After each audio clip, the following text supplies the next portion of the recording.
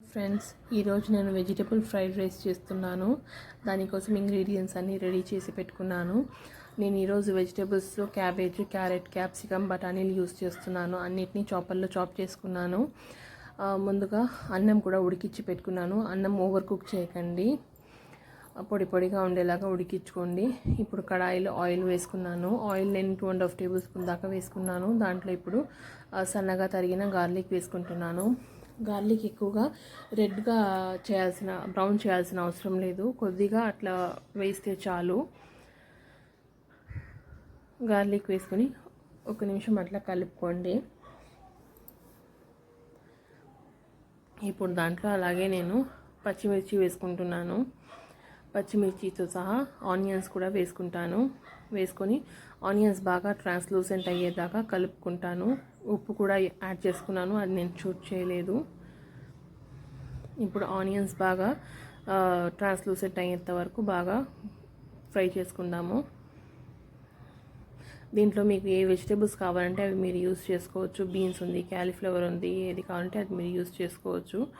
ఇప్పుడు ట్రాన్స్లూసెంట్ అయ్యాయి. దాంట్లో ఇప్పుడు నేను క్యారెట్, క్యాప్సికమ్ వేసి దాంతో బఠానీలు కూడా వేసి బాగా ఫ్రై చేసుకుంటాను, కాసేపు మగ్గించుకుంటాను. బాగా ఫ్రై చేసుకోవాలి. క్లోజ్ చేయాల్సిన అవసరం లేదు, ఓపెన్గానే పెట్టి అలాగే కుక్ చేసుకోవచ్చు.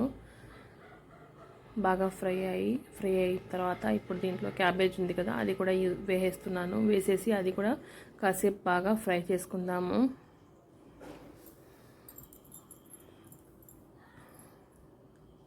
ఇప్పుడు దాంట్లో సోయా సాస్ వేస్తున్నాను. సోయా సాస్, వెనిగర్ వేస్తున్నాను. సోయా సాస్ నేను 1-2 స్పూన్స్ దాకా వేసుంటాను. అలాగే వెనిగర్ ఒక 2 స్పూన్స్ వేసుకున్నాను. వేసి బాగా కలిపి కాసేపు దీన్ని కూడా బాగా ఫ్రై చేయాలి.